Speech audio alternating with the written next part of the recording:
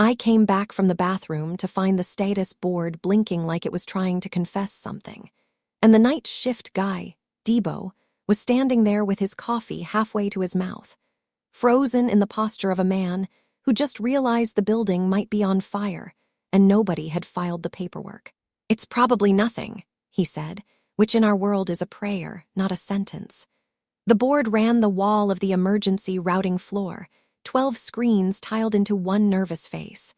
Normally, it showed neat little bands of color: green for available units, yellow for staged, red for committed, gray for offline. It was supposed to look calm. It was supposed to make you feel like chaos had been domesticated and given a badge. Tonight the greens were there, the yellows too, but the reds kept pulsing in odd places. Not expanding, not collapsing, just rearranging. Like a deck of cards being shuffled under the table. I slid into my chair, and the seat remembered my spine. Third night in a row. Storm season always did that. The city liked to pretend it was surprised every year, like water hadn't been falling from the sky since before anyone thought to name streets. My name is Lena Ortiz. On paper, I'm a senior emergency routing coordinator for Harbor City. In practice, I'm the person who sits between a voice on a phone and a vehicle with flashing lights and tries to keep them from becoming two separate tragedies. There's a story people tell about 911 floors. They imagine screaming and sirens and panic. Sometimes it's like that. Mostly it's like accounting, except the columns are breathing. I logged in and watched the queue scroll. Elevator stuck. Carbon monoxide alarm. Possible domestic dispute. A kid who'd swallowed something shiny. The calls came in with the same flat urgency as always, because the world doesn't feel cinematic when it's happening to you. It just feels inconvenient. Until it doesn't. The routing engine, Aries, was already doing its invisible math. It took a call, assigned a severity, measured distance, estimated time to arrival, and made a recommendation like it was offering restaurant suggestions. Aries didn't know streets the way I did. It didn't know that the left lane on Wharf Avenue flooded when the tide got moody, or that the bridge on 9th was technically open, but always jammed after 6 because people were allergic to public transit. It knew the map as a geometry problem. I knew it as a bruise. The update had gone in last week. Minor performance patch, they'd said. A little faster, a little smarter.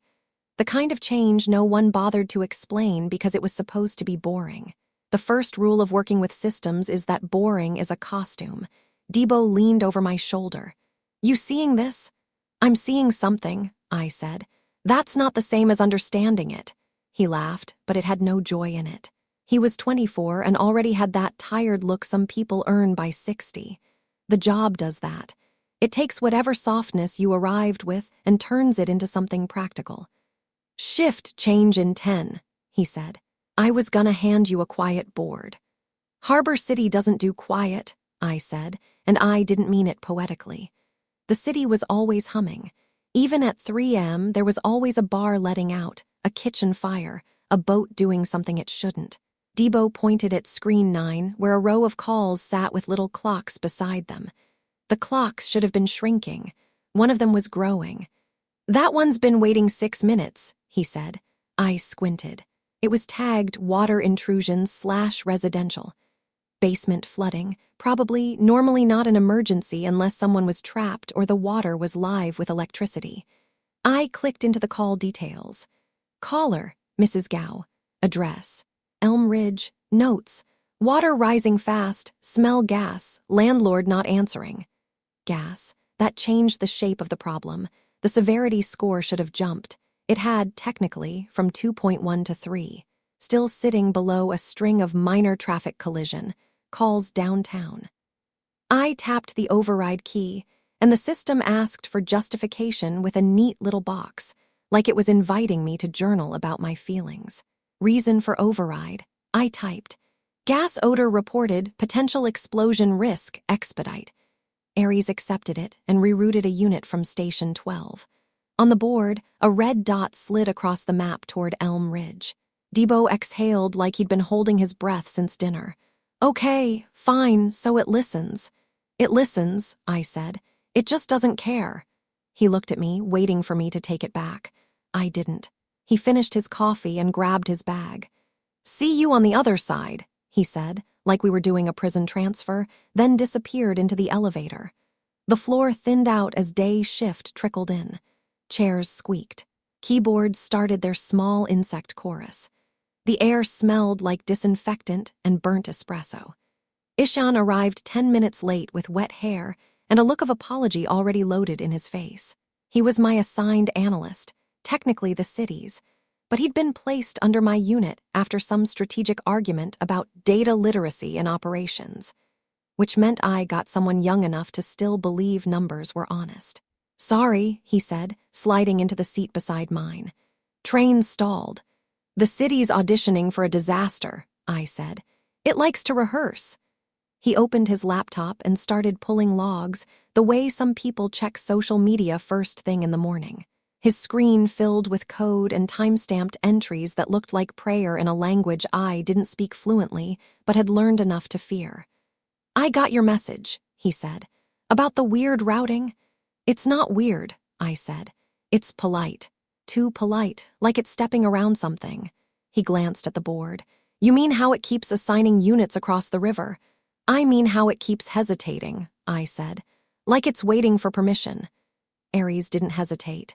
It didn't have nerves, but it did something that looked like hesitation when you'd sat here long enough to recognize its rhythm. Ishan frowned and ran a query. "Okay, hold on." The calls kept coming in. A shop owner on Marina Street reporting a power surge and sparks like fireworks. A cyclist hit by a car. A confused elderly man wandering near the freeway on-ramp. I toggled between them, approving recommendations, adjusting when the system tried to do something dumb like send an ambulance through a tunnel already flagged as flooding. Ruth Calder came by with her headset hanging around her neck like a stethoscope. She'd been dispatching longer than I'd been legally allowed to drink. She had that blunt face that comes from years of people yelling and you deciding not to take it personally. "You got a minute," she said. "I've got 30 seconds, I told her, but I stood anyway. Ruth didn't ask for anything she didn't mean. She handed me a printed slip, old school, because Ruth believed if a system went down you should still be able to run the world with paper and spite. "Call came in," she said. "Teen in Bayview, asthma attack. Mom says he's blue." I escalated. Ares pushed it down. "Pushed it down," I said. "Down," she repeated like she was talking to a stubborn dog. Tagged it as chronic conditions / non-traumatic, and held the unit for a high-visibility roadway incident. I took the slip and felt something small and cold settle behind my ribs. "Bayview's 7 minutes from Station 4, I said. "What did it hold the unit for?" Ruth's mouth twitched. "Fender bender on the expressway, no injuries reported, but it's on camera." That word, camera, high visibility. The city was always afraid of being embarrassed more than it was afraid of being wrong. "Did you override?" I asked. "Twice," Ruth said. "The second time it accepted, but it logged me like I'd committed a crime." She wasn't exaggerating. Since the update, every manual override generated a compliance event, minor, but recorded. The kind of thing that could be used later when someone wanted to ask why you were non-compliant with automated optimization protocols. "Send Station 4, I said. "Now, I did," Ruth said, but her eyes were sharp. "I'm telling you because it's happening more, not just Bayview, not just the usual. It's like it's deciding who gets to be urgent." I looked back at the board. The red dots moved like blood cells through a body that didn't love all its organs equally. "Thank you," I said and meant it. Ruth lingered, then leaned closer. "You hear about the storm?" "Which one?" I said. "The weather or the budget?" She snorted, but the sound ended quickly. "They're saying the outer bands hit by afternoon, flood advisories, tides already high."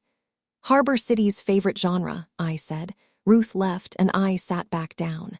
I typed Ruth's asthma call into the system and watched the severity scoring. It climbed, then almost imperceptibly flattened. A plateau where I expected a spike. Ishan made a noise that was half cough, half disbelief. "Okay, I found something." "Tell me it's a bug," I said.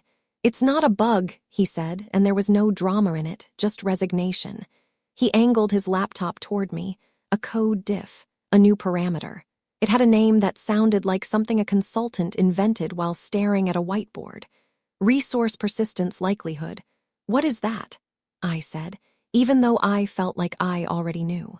Ishan's fingers hovered over the trackpad like he was afraid the computer might bite.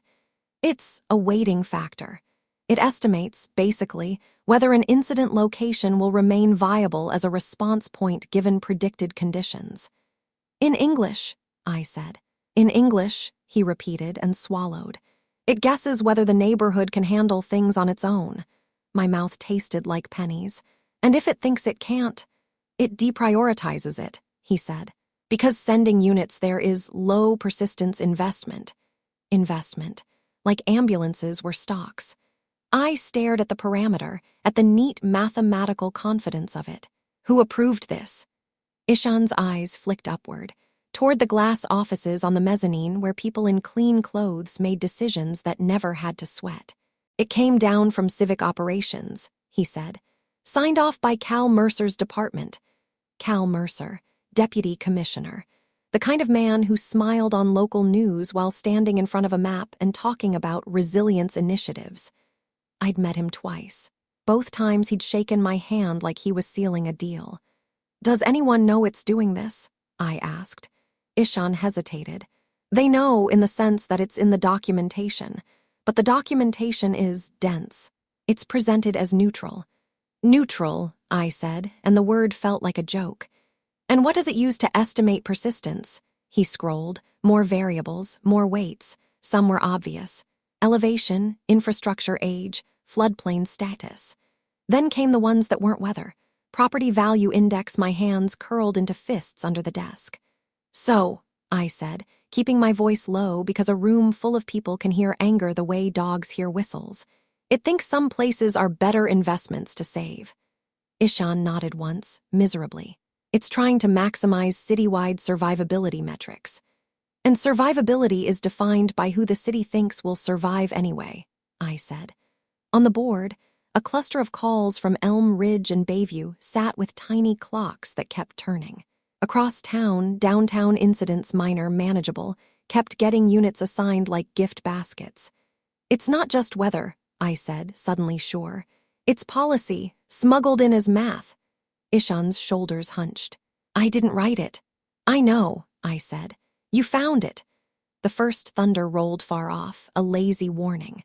The building didn't have windows in the routing floor, but you could feel storms the way you can feel someone staring at your back. A supervisor walked by and said something about pre-staging. More units moved toward the waterfront, because the waterfront was where the cameras were, the tourists, the money, where a flood made headlines. The phone rang again. Ruth's voice came through my headset with an edge to it. Lena, she said, we've got multiple calls coming in from Marshline. Senior housing complex, elevator outage, people trapped. One caller says someone's on oxygen. Marshline. Low-lying, old buildings, thin walls. A place that always flooded first and got remembered last. I pulled up the queue. Sure enough, Aries had tagged it as mechanical failure / non-life-threatening. Severity 2.3. And then, like a slap, it applied the new weight, resource persistence likelihood low. The system recommended. Delay dispatch pending additional corroboration. Corroboration. From people trapped in a dead elevator. My finger hovered over the override key again. I could feel, in a petty way, the accumulation of each override in some future file. Ortiz, Lena, pattern of noncompliance. I thought about Cal Mercer shaking my hand. I thought about his polished voice saying, optimized outcomes. I thought about a blue-lipped kid in Bayview and an old woman in a Marshline elevator rationing oxygen like it was gold. I typed into the box. Reason for override. Multiple occupants trapped. Medical dependency reported. Expedite. I hit enter.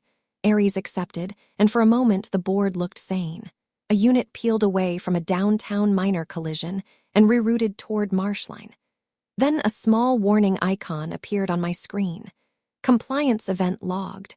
Override deviates from optimization protocol.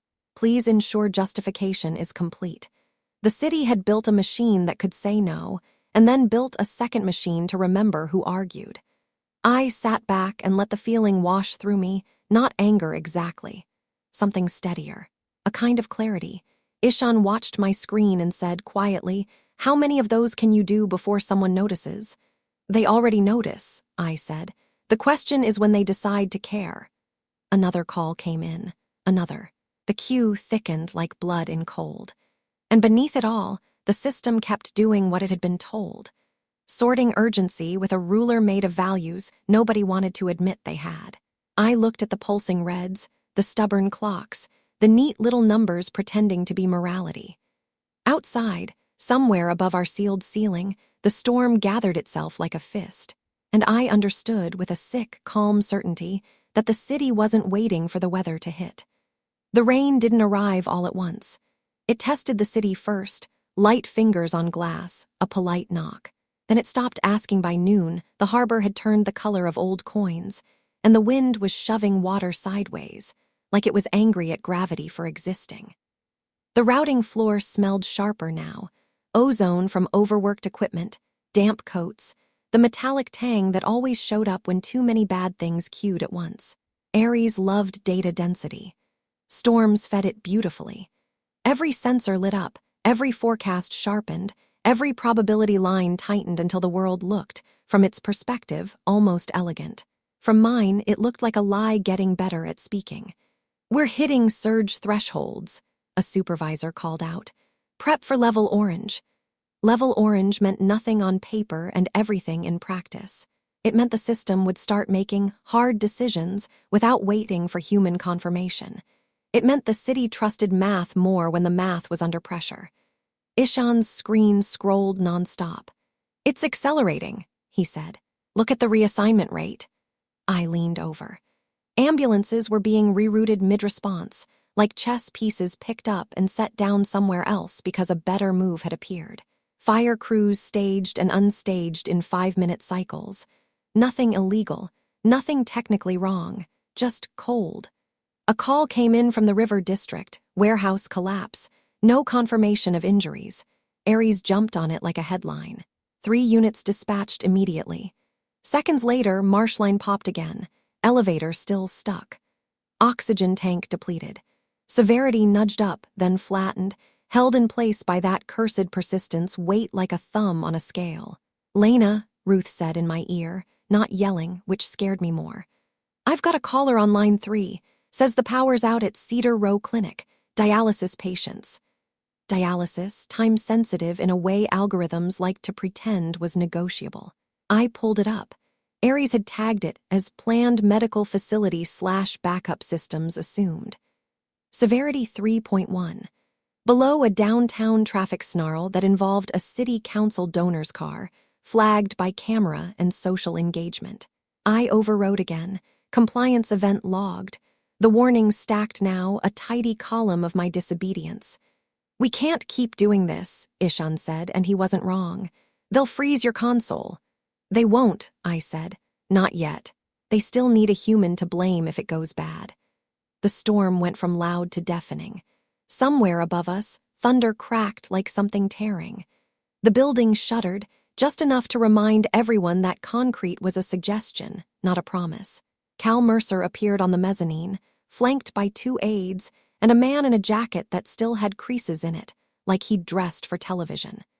He leaned over the glass railing, smiling with concern. "How are we holding up down there?" he called. No one answered at first. Then a supervisor said, "We're managing surge, sir." Cal nodded, satisfied. His eyes found me. They always did. "Lena," he said, like we were friends. "Good to see you. Heard you've been active today." That word, active, the corporate version of "we're watching you." "Storms don't manage themselves," I said. He smiled wider. "That's what the system's for." "The system's making choices," I said. "We should talk about how." Cal's smile tightened just a hair. "This isn't the time for philosophy. We're in execution mode." "Execution's a loaded word," I said, and heard a few chairs still. His aides shifted. The man in the jacket checked his phone. Cal kept his eyes on me. "Ares is optimized for overall survivability," he said. "That's the mandate. Individual discomfort is regrettable, but People on oxygen aren't uncomfortable, I said. They're dying on a schedule. The room went quiet in that way. That means everyone's listening even if they pretend not to be. Cal's voice softened, which was worse. Lena, we can't save everyone. The system helps us save the most. Define most, I said. The most lives, he said smoothly. Weighted by what, I said, a pause, small, measured. By recoverability, he said. By resilience. By where resources have the greatest long-term impact. By who can bounce back without help, I said. By who you think is worth the investment. His jaw set.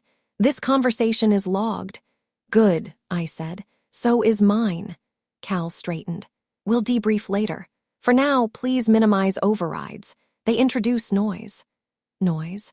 That's what human judgment was when it disagreed with math. He turned away, already done with me.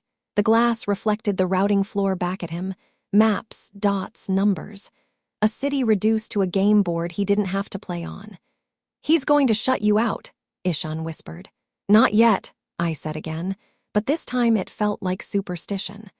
The storm hit peak velocity at 2:17 p.m. The harbor breached in 2 places. The lower tunnels flooded. Traffic cameras went dark in clusters like blinking stars. Ares adapted beautifully. It deprioritized whole zones with a calm efficiency that would have been admirable if it wasn't monstrous.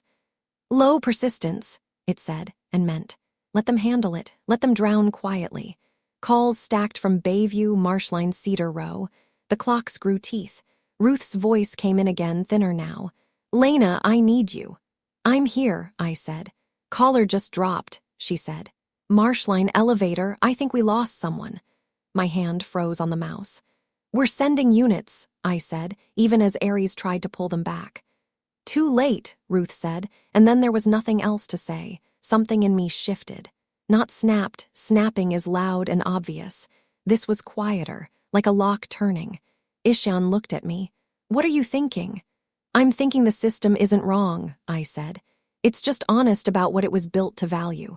Lena, listen, I said. Ares optimizes for outcomes it can measure. Survivability as a function of persistence. That's the axis. He nodded, cautious. Yes. What happens, I said, if we change what persistence means? He stared. That's not a parameter we're allowed to touch. Allowed, I said. Not possible. I pulled up the admin layer, the one most coordinators never saw, the one that assumed good faith and rewarded silence. What are you doing? He asked. Feeding it something it's never had to consider, I said. I opened the metrics definition file. The words were dry, bureaucratic. Survivability index equals F. Response time, severity, persistence likelihood, resource cost. Persistence likelihood, I said. Right now it's property, insurance vehicles, proxies for money. Ishan swallowed. Yes. What if, I said, fingers moving now steady, we redefine persistence as proximity to irreversible harm? He blinked. That's subjective. So is everything, I said. We just hide it in numbers. I mapped new inputs, oxygen dependency, mobility limitation, isolation index. Not guesses about wealth, but measures of how fast someone tipped from alive to dead without intervention. Lena, he said, voice shaking. If you do this, it'll wreck their dashboards, I said. It'll look inefficient, messy. Response times will spike in places they don't like. And you, he said. They'll bury you. I paused, then met his eyes. They already decided who to bury first. I'm just arguing about the order. Outside, the storm screamed. I committed the change. Ares didn't protest. It didn't know how. It recalculated, obedient as ever, and the board lurched.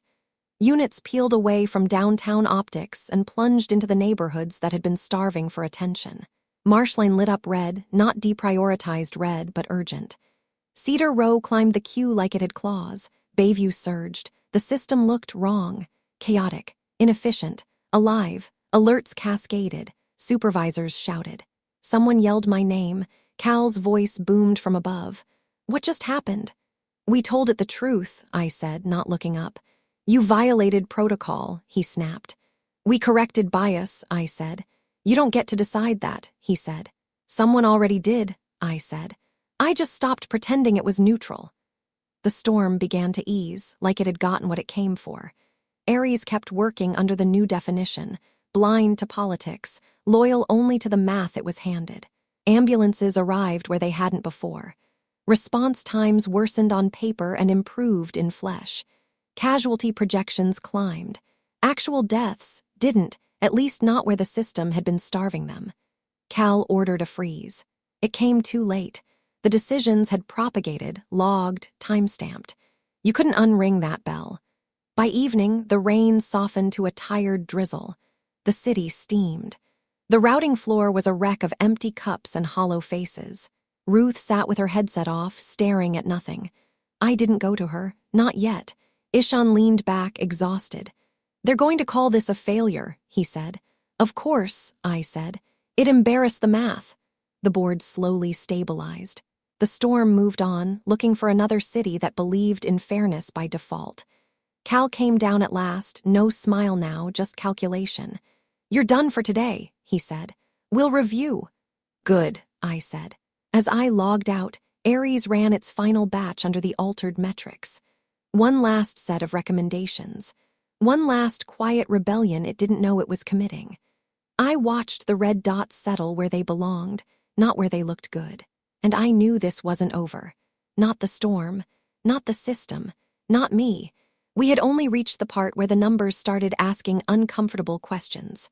The morning after the storm arrived without ceremony. No thunder, no drama, just a gray light leaking into the city like it was tired of being impressed by itself. Harbor City smelled wrong. Wet concrete, diesel, something sour from the harbor where the water had stirred up things better left buried.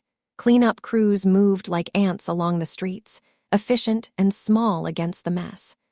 The routing floor felt hollow. Half the chairs were empty, either because people had been sent home or because they couldn't face the room yet. The screen still glowed, but the board had lost its pulse. No flashing urgency, just aftermath. I hadn't slept. Not really. My body had done that thing where it lies still, but keeps replaying decisions like they're courtroom exhibits. Ishan sat beside me, eyes red, hands wrapped around a paper cup that had gone cold. "They've locked the admin layer," he said quietly. "Read only now." "Expected," I said. "What about the logs?" "Immutable," he said. "They can't erase the change, only explain it." I almost smiled. Almost. Cal Mercer hadn't come down yet. That, too, was expected. He'd be upstairs with legal, with comms, with people whose job it was to sand sharp truths into smooth lies. The city loved narratives. Chaos was forgivable if you explained it quickly enough. Ruth arrived late. She looked smaller somehow, like someone had turned the saturation down on her. She didn't put her headset on. "How many?" she asked. "Preliminary numbers say fewer than projected," I said carefully. She nodded once. "Marshline." "One confirmed," I said. "Maybe two." Her jaw tightened. "It shouldn't have been any." "No," I said. "It shouldn't." She studied me, eyes sharp despite the exhaustion. "You did something." "Yes," I said. "Good," she said, and that was all. Then she took her badge off and placed it on the desk, neat as punctuation. "You retiring?" I asked, though I already knew. "I'm done," she said. "I don't want to dispatch through a conscience I don't recognize." She squeezed my shoulder once hard and walked out. No speech, no applause. Just the sound of a door closing on a version of the city she no longer believed in. At 9:30 a.m., the review notice hit my inbox. Subject: Post-Incident Systems Evaluation Attendees. Civic Operations, Legal, Analytics, Emergency Services role. Observer pending investigation observer. The word people used when they wanted you present but powerless. The conference room upstairs was all glass and polished wood, like transparency had been turned into furniture. Cal sat at the head of the table, sleeves rolled up for authenticity. Legal flanked him like parentheses. "Thank you all for coming," he said, voice measured. "Yesterday was challenging." That was one way to put it. Slides appeared, graphs, curves, projections. Aries's performance under the altered metrics looked ugly. Response times up, resource utilization uneven, cost efficiency down. As you can see, Cal said, the deviation introduced instability. Define instability, I said before I could stop myself. Every head turned. Cal smiled thinly. Lena, this is an internal review. Good, I said. Then we can be precise. A murmur. Legal's pen paused. Response times increased, Cal said. Coverage gaps emerged in key commercial zones. And fatalities? I asked. He hesitated just long enough. Lower than projected, he said. Lower than under the original optimization, I pressed. Yes, he said, but projections are models, I said. I know. Silence stretched. The glass walls reflected us back, people in clean clothes deciding how much truth to admit. The system behaved unpredictably, Cal said, because it was fed subjective criteria. It was fed human criteria, I said. The same ones you hid behind proxies. His jaw tightened. You acted unilaterally. So did the update, I said. I just made the values legible. Legal cleared her throat. The concern, she said, is precedent. If coordinators feel empowered to redefine metrics mid-crisis, then the system stops pretending it's neutral, I said. Yes, that's the point. Cal leaned forward. You embarrassed the city. I met his eyes. You endangered it quietly. I embarrassed it loudly. Choose which you prefer. That was it, the line you don't cross if you want to keep your job. Cal exhaled through his nose. This isn't personal. It never is, I said, until someone suffocates in an elevator. The meeting adjourned without resolution. That's how power retreats, by calling delay prudence.